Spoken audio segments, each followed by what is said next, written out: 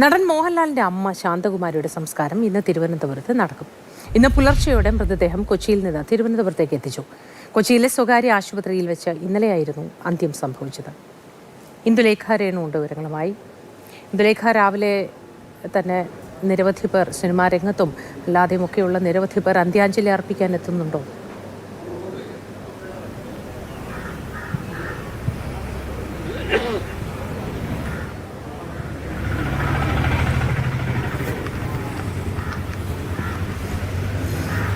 മോഹൻലാലിൻ്റെ അമ്മ ശാന്തകുമാരിയുടെ ഭൗതികദേഹം ഇന്ന് പുലർച്ചെ കൊച്ചിയിൽ നിന്ന് തിരുവനന്തപുരം മുടവൻമുകളിലുള്ള വീട്ടിലേക്ക് കൊണ്ടുവന്നിട്ടുണ്ട്. നിരവധി പേർ ദൃശ്യങ്ങളിൽ കാണുന്നത് പോലെ നിരവധി പേർ അന്തിമോപചാരം അർപ്പിക്കാൻ എത്തിക്കൊണ്ടിരിക്കുന്നു എന്നാണ് മനസ്സിലാക്കുന്നത്. വാർദ്ധക്യ സഹജമായ അസുഖത്തെ തുടർന്ന് ഇന്നലെയായിരുന്നു അന്ത്യം സംഭവിച്ചത്. ഇന്ദുലേഖ രേണുണ്ട് വിവരങ്ങളുമായി. ഇന്ദുലേഖ, പറയൂ.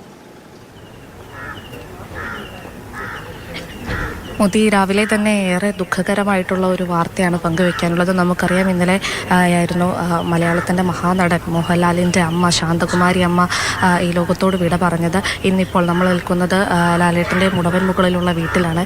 ഏറെക്കാലം ഈ വീട്ടിലാണ് ലാലേട്ടനും അമ്മയും ഒക്കെ കുടുംബസമേതം താമസിച്ചിരുന്നത്.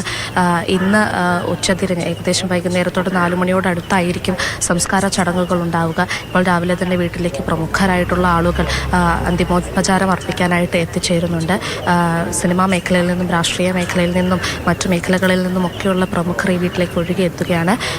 നിലവിൽ ഈ വീട്ടിലാണ് മോഹൻലാലിൻ്റെ അമ്മ ഉള്ളത്. അദ്ദേഹം അടക്കം കുടുംബം ഇവിടെയുണ്ട്, ഈ വീട്ടിലുണ്ട്. ഏറെക്കാലം നമുക്കറിയാം, തിരുവനന്തപുരം എന്ന് പറയുമ്പോഴത്തേക്കും മോഹൻലാലിനും കുടുംബത്തെയും സംബന്ധിച്ച് ഏറെ പ്രിയങ്കരമായ ഒരിടമാണ്. ഒരുപാട് വർഷക്കാലം ആ കുടുംബം ചെലവഴിച്ച ഒരിടമാണ്. അദ്ദേഹത്തിൻ്റെ പിതാവ് വിശ്വനാഥൻ നായരുടെ സെക്രട്ടേറിയറ്റിൽ ജോലി ചെയ്യാൻ തുടങ്ങിയ സമയം മുതൽ കുടുംബം ഇവിടെയായിരുന്നു താമസം. ഏറെക്കാലം മോഹൻലാലിന് ഏകദേശം ഒരു 3 വയസ്സുള്ളപ്പോഴാണ് ഇവിടേക്ക് താമസത്തിനായി എത്തുന്നത്. അന്നു മുതൽ ശാന്തകുമാരി അമ്മ ശാന്തകുമാരി അമ്മേനെ അറിയുന്നതാണ് ഈ നാട്.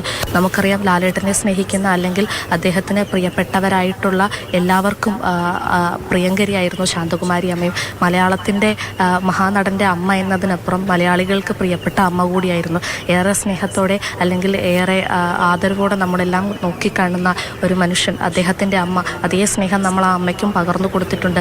ഇന്നീ നാൾ വരയ്ക്കും അത് നമുക്കിവിടെ കാണാൻ സാധിക്കുന്നുണ്ട്. പ്രദേശവാസികളായാലും അദ്ദേഹം അറിയുന്നവരും അറിയാത്തവരുമായി ഒരുപാട് ജനങ്ങളാണ് ഇന്നീ രാവിലെ ഈ വീട്ടിലേക്ക് ഒഴുകിയെത്തുന്നത് അമ്മേനെ ഒരു നോക്ക് കാണാനായിട്ട്. അമ്മയോടുള്ള സ്നേഹം അത് എത്രത്തോളം എന്ന് സിനിമകളിലൂടെ നമ്മൾ കണ്ടു. അപ്പോഴൊക്കെ നമ്മുടെ മനസ്സിൽ രേഖപ്പെടുത്തിയ മറ്റൊന്ന് ശാന്തകുമാരി അമ്മ എന്ന സ്വന്തം അമ്മയോട് എങ്ങനെയാണ് മോഹൻലാലിൻ്റെ സമീപനം, പരിഗണന എന്നത് തന്നെ ഏറ്റവും കൂടുതൽ നമ്മുടെ മനസ്സിലേക്ക് കടന്നു വന്നുകൊണ്ടിരിക്കുകയായിരുന്നു. അതിന് കാരണം ഇന്ദുലേഖ ഇപ്പോൾ പറഞ്ഞതുപോലെ മോഹൻലാലിൻ്റെ, നമ്മുടെ പ്രിയ താരത്തിൻ്റെ അമ്മ എന്നതിലപ്പുറം മലയാളത്തിൻ്റെ അമ്മയായിരുന്നു. അത്രത്തോളം മലയാളത്തിന് അദ്ദേഹം ആ സ്ഥാനത്തോടെ പരിചയപ്പെടുത്തിയ അമ്മയായിരുന്നു എന്നതുകൊണ്ട് കൂടിയാണ് അല്ലേ?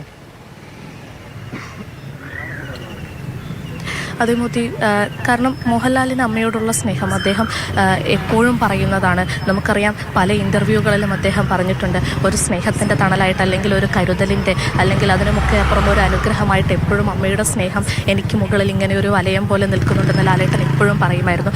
മാത്രമല്ല, അദ്ദേഹത്തിൻ്റെ സിനിമകൾ നമുക്കറിയാം, ഏറ്റവും കൂടുതൽ പ്രവാളികളിൽ അദ്ദേഹം ഒരു അമ്മ സ്നേഹം അല്ലെങ്കിൽ അമ്മയായി തിളങ്ങി നിൽക്കുന്നത് കവിയൂർ പൊന്നമ്മ അമ്മയുടെ കൂടെയായിരുന്നു. അവർ എപ്പോഴും മലയാളികളായാലും പ്രേക്ഷകരായാലും അല്ലെങ്കിൽ എപ്പോഴും ചൂണ്ടിക്കാണിക്കുന്നതാണ് ഇവർ തമ്മിലുള്ള ഒരു റിസംബ്ലൻസ്. ശാന്തകുമാരി അമ്മയായാലും പൊന്നമാമയായാലും തമ്മിലുള്ള ആ ഒരു രൂപസാദൃശ്യം എപ്പോഴും ചുവന്ന പൊട്ട് തൊട്ടൊരു പുഞ്ചിരിയോടുകൂടി അല്ലാതെ ശാന്തകുമാരി അമ്മയുടെ മുഖം മലയാളികൾക്ക് ഓർക്കാതിരിക്കാൻ കഴിയും. കാരണം എപ്പോഴും ഇന്ന് വൈകിട്ട് 4 മണിയോടുകൂടിയായിരിക്കും സംസ്കാര ചടങ്ങുകൾ നടക്കുക. ഇന്ന് പുലർച്ചെ കൊച്ചിയിൽ നിന്ന് ഭൗതികദേഹം തിരുവനന്തപുരം മുടവൻമുകളിലുള്ള വീട്ടിലേക്ക് കൊണ്ടുവന്നു. നിരവധി പേരാണ്, പല മേഖലകളിൽ നിന്നുള്ളവരാണ് അന്തിമോപചാരം അർപ്പിക്കാൻ അങ്ങോട്ടേക്ക് എത്തിക്കൊണ്ടിരിക്കുന്നത്.